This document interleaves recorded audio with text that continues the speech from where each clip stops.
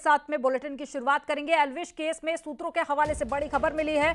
मुख्य आरोपी राहुल से देर रात पुलिस अफसरों ने पूछताछ की है। कई सवालों के जवाब देने में उलझा है आरोपी राहुल। डायरी में लोगों के नाम को लेकर भी पूछताछ की गई। सूत्रों के हवाले से यह भी एक बड़ी खबर मिल रही है और रेव पार्टी आयोजनों को लेकर भी सवाल पूछे गए। आज 12 बजे तक रिमांड पर है राहुल यादव। तो 24 घंटे की रिमांड मिली थी, जिसको लेकर कल रिमांड की शुरुआत हुई। आज 12 बजे तक राहुल रिमांड पर है और जो सवाल जवाब किए गए हैं उसमें जानकारी यह भी निकलकर सामने आई कि कई सवालों में राहुल उलझ गया और रेव पार्टी को लेकर भी पूछताछ की गई। जो नीली डायरी बरामद की गई थी उससे जुड़े सवाल भी पूछे गए और इसके अलावा कई सवालों के जवाब राहुल नहीं दे पाया है। तो कई अधिकारियों ने देर रात तक पूछताछ की है और माना जा रहा है कि इस रिमांड के बाद में पुलिस कुछ सबूत भी कोर्ट में पेश कर सकती है। तो कोर्ट ने 24 घंटे की रिमांड दी थी। जहर सप्लाई मामले में मुख्य आरोपी को रिमांड पर लेने के बाद नोएडा पुलिस ने 24 घंटे की पूछताछ की है। आज 12 बजे ये रिमांड खत्म हो जाएगी। फिलहाल राहुल से देर तक पूछताछ की गई है। आपको बता दें, इस समय नोएडा के सेक्टर थाना 20 में मौजूद हैं और यहीं पर इस पूरे मामले की विवेचना चल रही है। कई अहम सवाल पूछे गए हैं। इस कड़ी में रिमांड के दौरान वन विभाग की टीम भी शामिल हुई थी। आपको बता दें, जो राहुल से सवाल पूछे गए उसमें मुख्यतः राहुल और एल्विश कनेक्शन की बात पूछी गई। इसके अलावा जो डायरी बरामद हुई थी उसमें जो तमाम डिटेल्स थी, अन्य पार्टियों का जिक्र था और जो लोगों का जिक्र था उस बारे में पूछा गया। इसके अलावा कैसे राहुल जो है वो एल्विश से संपर्क में आया था और पार्टियां कहां की गई है, कौन कौन लोग उस पार्टी में शामिल थे। जिस तरीके से शुरुआती तौर में फाजिलपुरिया का भी जिक्र आया था, जो हरियाणवी सिंगर है, उसको लेकर भी सवाल पूछे गए हैं। और ये सांपों की जहर जो सप्लाई हो रहा था और सांपों की सप्लाई हो रही थी, ये किन किन पार्टियों में की गई थी, एल्विश कैसे कनेक्शन में आया, पहली बार कब मुलाकात हुई, किसने मुलाकात की, किसके माध्यम से हुई, इस तरीके के तमाम सवाल पूछे गए हैं राहुल से। लिहाजा नोएडा पुलिस की तफ्तीश आगे बढ़ रही है और आज 12 बजे रिमांड पूरी हो जाएगी। फिलहाल इस पूरे प्रकरण में नोएडा पुलिस अपनी तफ्तीश कर रही है और माना जा रहा है कि आने वाले वक्त में नोएडा पुलिस कोई खुलासा कर सकती है इस पूरे प्रकरण को लेकर। कैमरामैन रमेश रत्नाकर के साथ हिमांशु शुक्ला, न्यूज 18 नोएडा। और ज्यादा जानकारी के साथ में हिमांशु शुक्ला लाइव जुड़ गए। हिमांशु का रुख कर लेते हैं। हिमांशु, कल देर रात तक अफसरों ने पूछताछ की है आरोपी राहुल से। वो कौन कौन से सवाल जो पूछे गए और कौन से सवाल ऐसे रहे जिस पर राहुल जवाब नहीं दे पाया? सूत्रों के हवाले से क्या जानकारी मिल पाई है पूरे मामले पर? दोबारा रिमांड ली गई थी क्योंकि राहुल एक मेन कड़ी है और 24 घंटे की रिमांड मिली थी। आज शुक्रवार को 12 बजे ये रिमांड खत्म हो जाएगी। लिहाजा कल देर रात तक पूछताछ की गई है। इसमें वन विभाग की टीम भी शामिल हुई है। देखिए, इसमें जो सबसे अहम सवाल है वो यही कि एल्विश कनेक्शन जो तलाश रही है नोएडा पुलिस, उसी क्रम में ये सवाल भी पूछे गए थे कि एल्विश से कब पहली बार मुलाकात हुई, किसके माध्यम से हुई और कहाँ पहली पार्टी की गई है, पार्टी में अगर सांपों की सप्लाई हुई है तो किसके माध्यम से हुई है, सांप कहाँ से आते थे, कौन कौन लोग शामिल हैं। और जिस तरीके से कई निशानदेही पर नोएडा पुलिस कई जगहों पर पहुंची थी, जिसमें दिल्ली के फार्म हाउस से, इसके अलावा गुड़गांव के फार्म हाउस से और इसके अलावा फाजिलपुर गांव भी इसमें शामिल है और फाजिलपुरिया भी यहीं से आता है। लिहाजा इन तमाम कड़ियों को जोड़ा गया है और ये जानने की कोशिश की जा रही है कि आखिर एल्विश की संलिप्तता क्या है। और सूत्र ये भी बताते हैं कि कल जब पूछताछ की गई कड़ाई से तो कई जवाबों में वो घबराया भी है और अपने जवाब जो है वो पत्ते भी हैं। लिहाजा पुलिस की जांच अभी जारी है और माना जा रहा है कि आने वाले वक्त में एल्विश कनेक्शन को लेकर नोएडा पुलिस एक बड़ा खुलासा कर सकती है। जी, जानकारी साझा करने के लिए बहुत शुक्रिया हिमांशु आपका। तो देखिए, आज 12 बजे तक रिमांड पर है राहुल और कुछ और भी पूछताछ हो सकती है।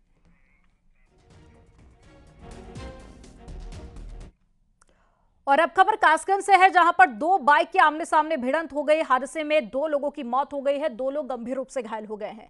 पुलिस ने घायलों को अस्पताल में भर्ती कराया है। थाना ढूलना क्षेत्र के महावर के पास की घटना है। एक बड़ी खबर आपको बता रहे हैं। तस्वीरें आप देखिए, अस्पताल की तस्वीरें, जहां पर 2 बाइक आमने सामने भिड़ गई, जिसमें 2 लोगों के घायल होने की जानकारी मिली है। और साथ ही आपको बता दें कि 2 लोगों की इस हादसे में मौत हो गई है।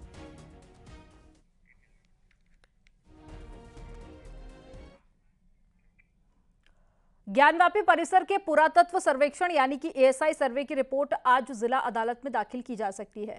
कोर्ट ने टीम को 15 दिन का और वक्त देते हुए 17 नवंबर तक रिपोर्ट पेश करने को कहा था। माना जा रहा है कि आज लगभग 400 से ज्यादा पन्नों की रिपोर्ट कोर्ट में दाखिल की जा सकती है, जिसमें 21 जुलाई के आदेश के बाद में 4 अगस्त से शुरू हुए सर्वे में मिली एक जानकारी को शामिल किया गया है। हालांकि एक चर्चा यह भी है कि रिपोर्ट तैयार करने के लिए एएसआई की टीम कुछ और वक्त मांग सकती है। सुनवाई दोपहर 2:30 बजे से होगी।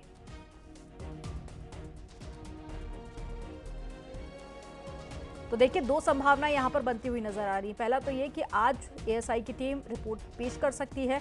400 से ज्यादा पन्नों की ये रिपोर्ट होगी और जिसमें एएसआई सर्वे के दौरान में क्या कुछ बड़ी जानकारी, क्या एविडेंस टीम के हाथ लगे हैं, उसे कोर्ट में रखा जा सकता है। दूसरी संभावना यह है कि कुछ और वक्त टीम मांग सकती है।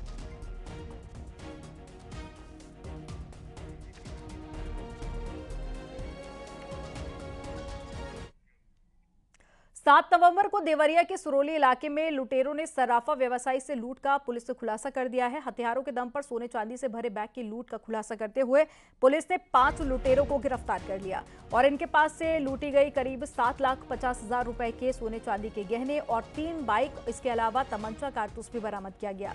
बताया जा रहा है कि 7 नवंबर की शाम को देवरिया से एक व्यक्ति सोने चांदी के गहने लेकर अपने घर जा रहे थे। तभी 3 बाइक सवार बदमाश वहां पर पहुंचते हैं और साथ ही स्कूटी को टक्कर मारकर गिराते हैं और उसके बाद में लूट करके फरार हो जाते हैं। एक व्यक्ति जो स्कूटी पे जा रहे थे, उनको 3 बाइक सवार लोगों द्वारा धक्का मार के गिरा दिया गया था और कुछ जेवर और चांदी से संबंधित कुछ सामान जो उनके झोले में था, वो बैग लेकर ये लोग फरार हो गए थे। इस प्रकरण में सुसंगत धाराओं में थाना सुरौली पर अभियोग पंजीकृत कर लिया गया था। इस प्रकरण को सक्सेसफुली थाना सुरौली और एसओजी की टीम द्वारा वर्कआउट कर लिया गया है और इस घटना में जो बाइक पर सवार 3 व्यक्ति थे, उन सभी व्यक्तियों को और उनके अलावा 2 अन्य व्यक्ति जो इस पूरी घटना में मुखबिरी करने में और योजना बनाने में शामिल थे, कुल मिलाकर 5 व्यक्तियों की गिरफ्तारी इस प्रकरण में की गई है। बागपत की चांदीनगर थाना पुलिस ने मुठभेड़ के बाद में 2 शातिर बदमाशों को गिरफ्तार कर लिया। दोनों बदमाश पुलिस पर फायरिंग कर फरार हो रहे थे। तभी पुलिस ने चेकिंग के दौरान उन्हें धर दबोचा। पकड़े गए दोनों बदमाशों पर 3 मामले पहले से दर्ज है, जिनकी पुलिस काफी दिनों से तलाश कर रही थी। बदमाशों के नाम आदित्य और अमित बताए जा रहे हैं, जो चांदीनगर इलाके के ललियाना गांव के रहने वाले हैं।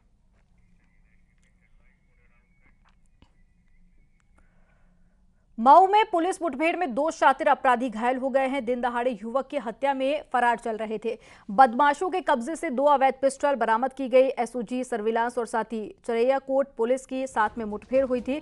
शातिर अपराधी सर्वेश यादव, आशीष यादव घायल हो गए हैं, जिसके बाद में पुलिस ने गिरफ्तार किया।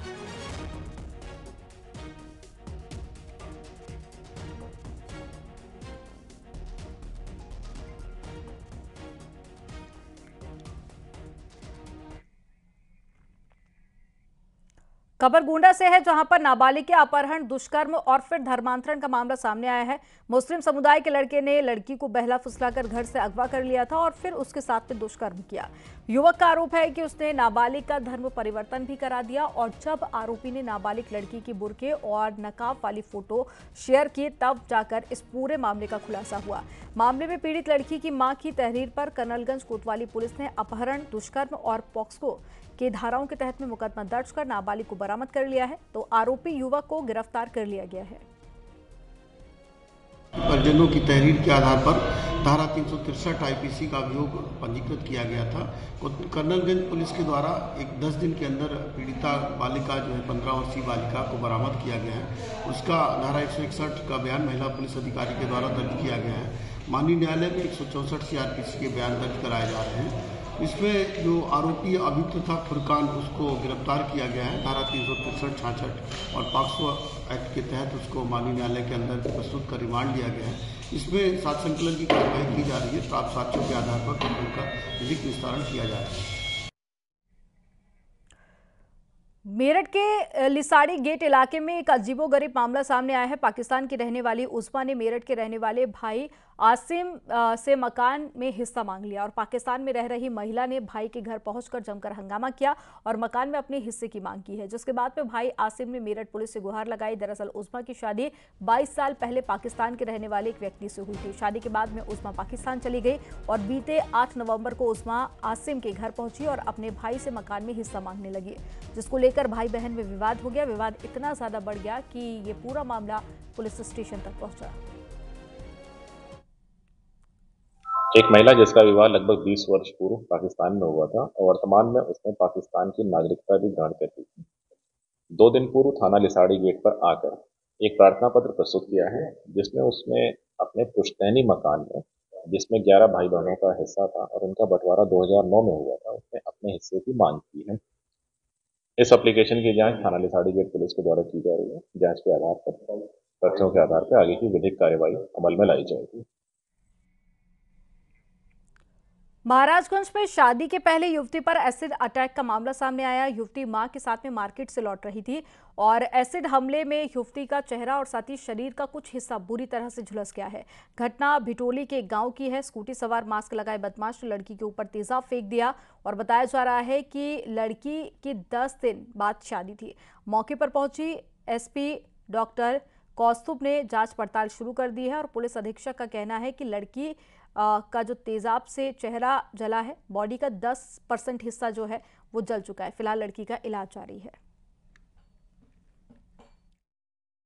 प्रथम दृष्टया तो ऐसा लग रहा है कि वो ढक्कन और वो सब असली नहीं है, इसलिए कोई तरीके से वो खोल कर रहा था।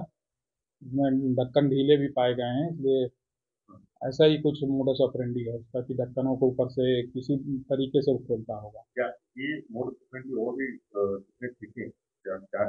हमारी टीम लगातार जांच करती रहती है, जहां भी ये सब पाया जाएगा कार्रवाई की जाएगी। ये पहली बार, मेरी नियुक्ति के बाद पहली बार ऐसा। आगरा में एक बार फिर से तेंदुए का कहर देखने को मिला है। तेंदुए ने घर के आंगन में सो रहे 8 साल के मासूम को अपना शिकार बना लिया और लहूलुहान कर दिया। ग्रामीणों ने जब तेंदुए को रोकने का प्रयास किया तो तेंदुआ पास के जंगल से भाग गया।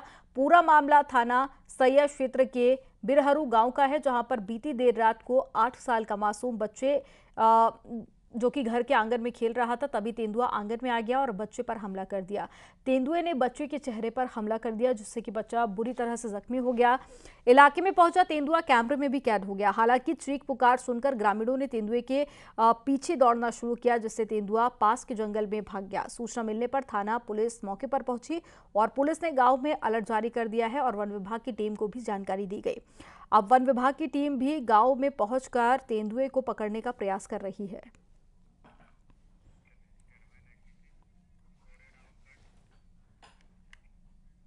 इटावा के बसरेहर इलाके में एक मगरमच्छ के आने से हड़कंप मच गया। मगरमच्छ की सूचना मिलने पर वन विभाग की टीम मौके पर पहुंची और मगरमच्छ का रेस्क्यू किया। पकड़ा गया मगरमच्छ करीब 5.5 फीट का था, जिसका वजन करीब 70 किलो के आसपास था। वन विभाग की टीम ने मगरमच्छ को पकड़ने के बाद में चंबल नदी में छोड़ दिया।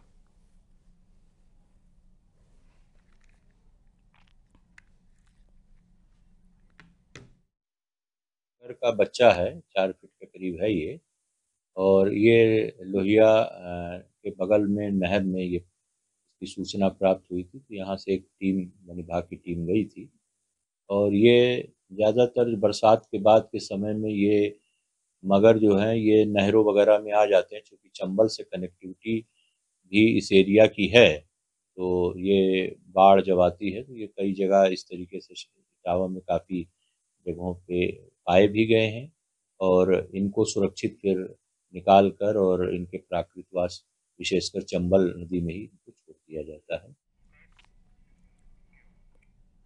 यहाँ पर वक्त हो गया एक छोटे से ब्रेक का। आप देखते रहिए न्यूज़ 18।